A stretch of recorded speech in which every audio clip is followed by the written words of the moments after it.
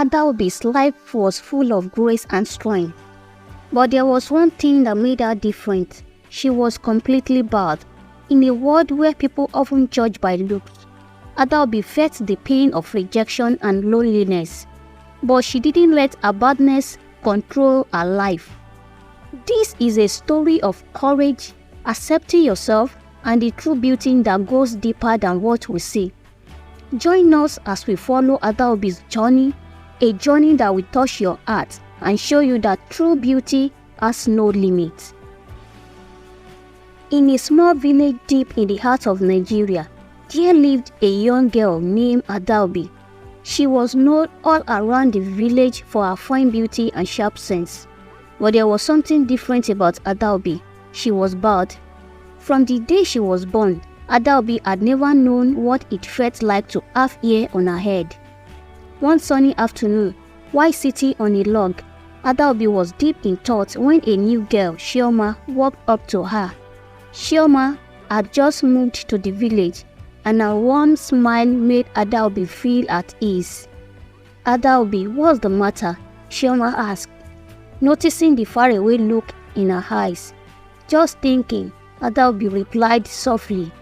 "About what?" "Your fine beauty," Chioma teased. Adaobi rolled her eyes and smiled a bit. "Beauty? Maybe if I had hair, people would notice." As they were talking, a group of girls passed by, laughing loudly. Adaobi's heart sank as she overheard their whispers. "Look at Adaobi, she's so fine but bad," one of them said, followed by giggles. "Ah, what a pity," another one added. Adaobi's smile faded, and that familiar pain of shame returned. But Chioma stood by her side and said firmly, "Forget them, they don't know what they are missing." As time passed and they entered into secondary school, Adaobi began wearing a colorful wig to hide her badness. Even though she was one of the brightest students, people often overlooked her because of her badness. One day, during a break in the school bathroom, one jealous girl from their class pushed Adaobi, causing her wig to fall off and reveal her bald head. The bedroom filled with laughter as the girl shouted, "See everyone, Adaobi's hair a bad shaking." Adaobi's cheek burned with shame as she quickly grabbed her wig. Her heart was beating fast with embarrassment. Just then, Chioma stepped forward, her face full of anger. "That's enough," she shouted, and the room went silent. Chioma picked up Adaobi's wig and added it to her. "Adaobi, you are fine just the way you are." For the first time in a long while, Adaobi felt a little hope. With Chioma's strong support, Adaobi slowly began to accept herself, badness and all. Years passed, and the two girls finished secondary school. They were admitted to different universities, but they stayed close, talking on the phone and sending messages. Even with her bright smile and good heart, no man in the village wanted to marry her because she didn't have hair. Some would say she's a fine girl, but how can I marry a woman with no hair? Others will mumble something about how they couldn't bring a bad wife to their family. Adaobi heard these whispers and felt the stench of rejection. It seemed that her badness was a barrier she could never overcome. Every day, Adaobi watched as her friends and cousins found love and got married. Their laughter filled the air, but it often made her feel lonely.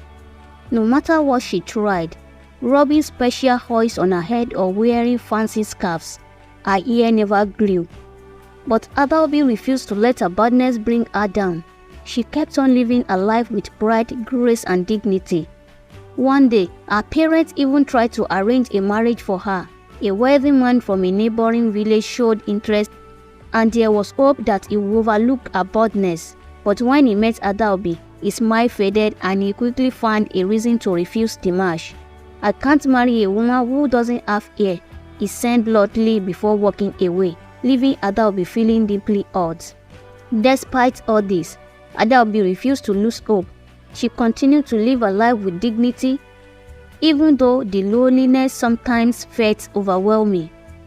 One evening, in her university dorm room, Adaobi stood in front of the mirror. Her wig was lying on the table beside her. She hesitated, then put the wig back on, feeling the familiar weight of doubt. When Adaobi started an internship at a big company in Lagos, she was both nervous and determined to do well. On her first day, she walked through the fancy hallways, clutching her files, and made sure her wig stayed in place to cover her baldness. As she turned a corner, she accidentally bumped into someone and her papers scattered everywhere. "I'm so sorry," she said quickly, too embarrassed to look up. "It's all right," a kind voice replied. She looked up and saw a tall, handsome man with kind eyes and a warm smile. He bent down to help her with the papers. "I'm Emeka," he said. "Hardly had the last paper." Adaobi's heart skipped a beat. "Adaobi," she warmly replied her name.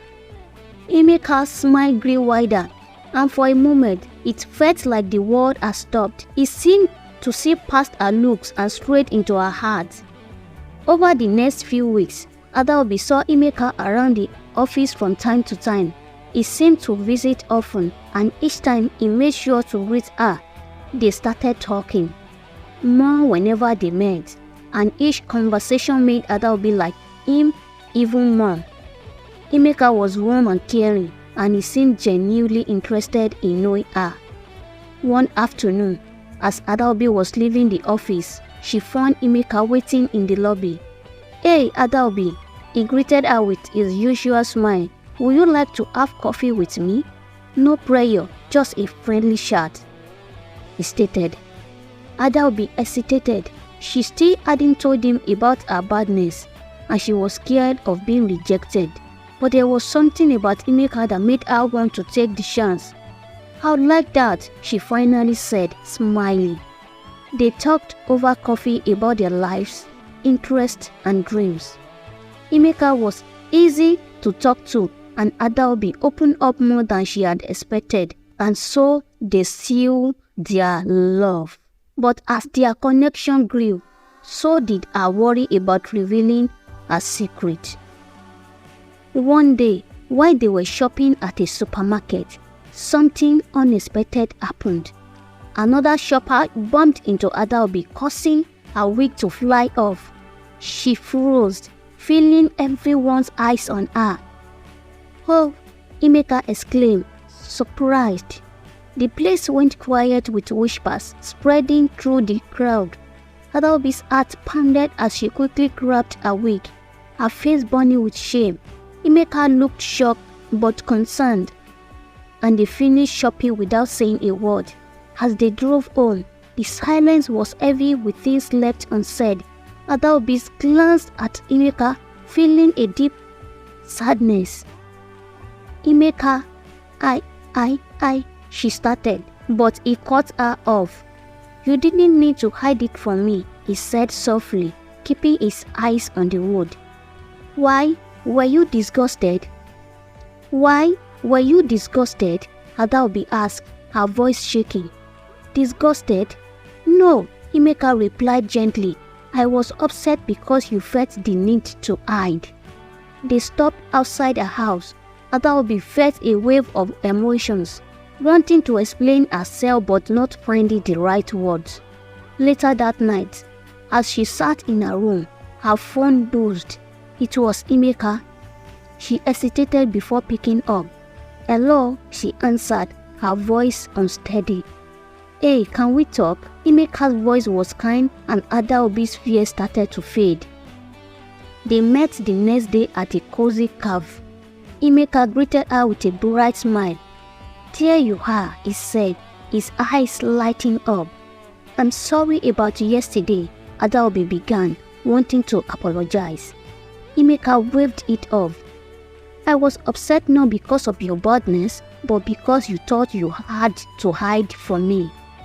Surprised, Adaobi looked at him, feeling grateful. "You mean you are not disgusted?" "Disgusted?" Never, Emeka said, reaching for her hand. I like you just as you are, wig or no wig. Tears filled Adaobi's eyes, and for the first time, she felt truly seen. Thank you, Emeka, she whispered, her heart filled with warmth. As their relationship grew, Adaobi began to fully embrace her baldness. She felt free, confident, and loved. In time, they got married in a beautiful ceremony, surrounded by friends and family. Chioma was there beaming with pride. You did it, Chioma said, hugging Adaobi tightly. I did, didn't I? Adaobi replied, her heart full. As they celebrated, Adaobi realized that real beauty isn't about hair or looks, but about the love and acceptance we find in ourselves and others. And as she looked into Emeka's eyes, she knew she had found not just love, but a partner who cherished her for who she truly was. With the sun setting and casting a golden glow over the celebration, Adaobi smiled, feeling happy and free. The lesson from this story is that true beauty is not about how you look on the outside, but about the strength, kindness, and honesty inside you. The story shows that it's important to accept yourself and embrace what makes you unique, because real love and acceptance come from people who appreciate who you are on the inside. It also teaches us not to let society's standards decide our worth, but to find confidence and value in being true to ourselves. Till next time, see you, take care.